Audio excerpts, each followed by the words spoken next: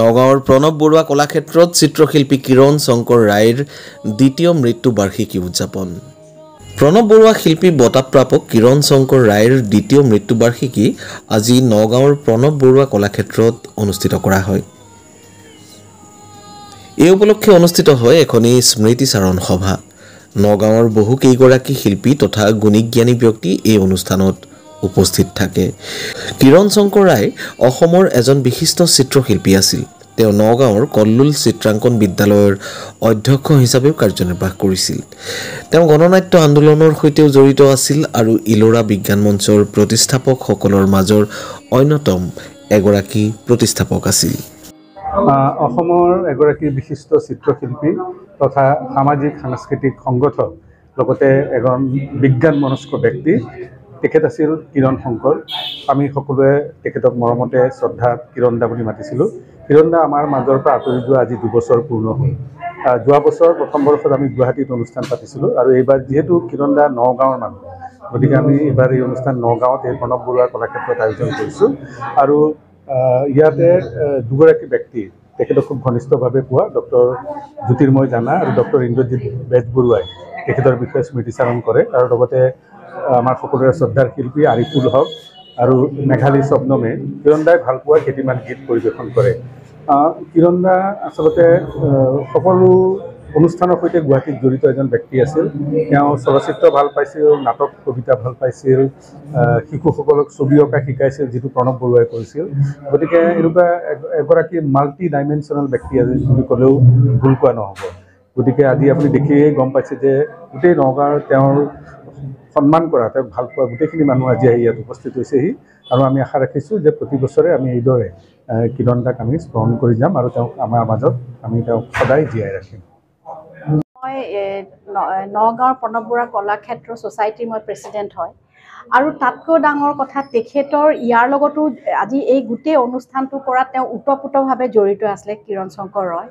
আৰু মোৰ দেউতা প্ৰণৱ বৰুৱা নগাঁও আৰ্টিষ্ট, তেখেতৰ লগত বহুত দিনীয়া এটা আমাৰ ঘৰৰ লগত সম্বন্ধ আছিলে। আৰু 2002ৰ পৰা মোৰ দেউতাৰ যিটো এৱাৰ্ড ফাংচন হয়, প্ৰণৱ বৰুৱাৰ বঁটা, যিটো কোনোবা নৰ্থ ইষ্টৰ এজন স্বনামধন্য আৰ্টিষ্টক দিছিলে, তেখেত তাৰ লগতো সেই গোটেই বঁটাৰ অনুষ্ঠানটোৰ লগত তেওঁ খুব ওতঃপ্ৰোতভাৱে জড়িত আছিলে। বঁটাটোৰ ডিজাইনো তেওঁ দিছিলে আৰু আমাৰ লগত এটা সাংঘাতিক এটা সম্পৰ্ক আছিলে, যিটো কাৰণে আমি আজি ইয়াত প্ৰণৱ বৰুৱা কলাক্ষেত্ৰত নগাঁৱৰ এজন স্বনামধন্য আৰ্টিষ্ট হিচাপে আৰু আমাৰ নিজৰ হিচাপে তেওঁৰ এই অনুষ্ঠানটো কৰিব পাই নথৈ আনন্দিত হৈছোঁ। খুব আনন্দ লাগিছে। আজি প্ৰণৱ বৰুৱা কলাক্ষেত্ৰখন ধন্য হোৱা যেন লাগিছে। তেখেতৰ নিচিনা এজন ব্যক্তিৰ তেখেতৰ দ্বিতীয় বাৰ্ষিকী যিটো ডেথ এনিভাৰ্চাৰী কৰিব পাৰি, খুবেই ভাল লাগিছে।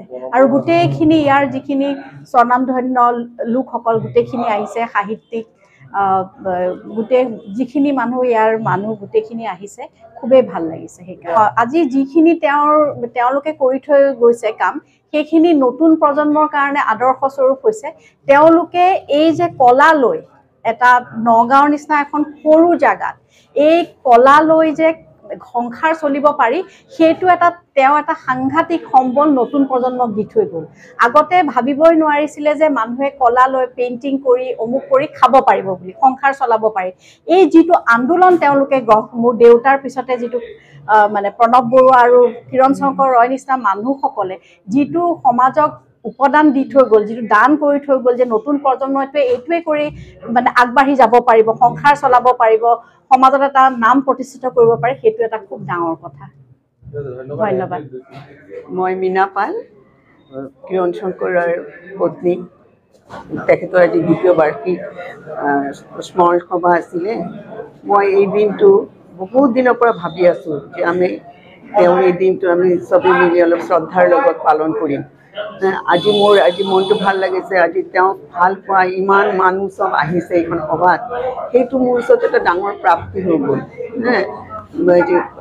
তেওঁক চব মানুহে যথেষ্ট ভাল পায় বুলি আজি এইখন সভাত চবেই আহিছে। নহ'লেতো বহুত কিবা কিবি হ'লেও মানুহ ইমান একেলগে গোট নাখায়। অধিকসংখ্যক শিল্পী ইয়াত আহিছে, তাৰপিছত তেওঁৰ নিজৰ চাৰ্কেলৰ মানুহ বহুত আহিছে, কলেজৰ চব প্ৰফেচাৰ তেওঁৰ লগৰ যে ডাঙৰ এটা ফ্ৰেণ্ড চাৰ্কেল আছিলে প্ৰতিজন মানুহে আহিছে সেইটো যে এটা কত ডাঙৰ প্ৰাপ্তি তাকে ভাবো বহুতে কষ্ট কৰিও আহিছে সময় ইমান সময় দিছে সেইটোতো মোৰ কাৰণে এটা ডাঙৰ কথা হৈ গ'ল মই ভাবাই নাই ইমান মানুহ আজি আহিব দিয়ক মোৰ মই আজি বিৰাট হেপি তেখেততো মানে কাম মানে কি তেওঁ নিজৰ কাৰণে জীৱনত ভাবা নাই কাম কৰা নাই খালি সমাজৰ কাৰণে কি কৰিব সেইটোৱে তেওঁৰ জীৱনৰ এটা মোক লক্ষ্য আছিলে মই সেইকাৰণে মানে তেওঁক সদায় মানে সহযোগ আগবঢ়াইছোঁ মই কেতিয়াও পিছুৱাই থাকে ঠিক আছে তেওঁ যিটো ভাল পায় সেইটো কৰাটো মই ভাবোঁ আৰু সেইটোৱে তেওঁৰ কাৰণে এটা ভাল লগা বস্তু হ'ল যে মই নিজৰ ইচ্ছাত কাম কৰিব পাৰিছোঁ ঠিক আছে ধন্যবাদ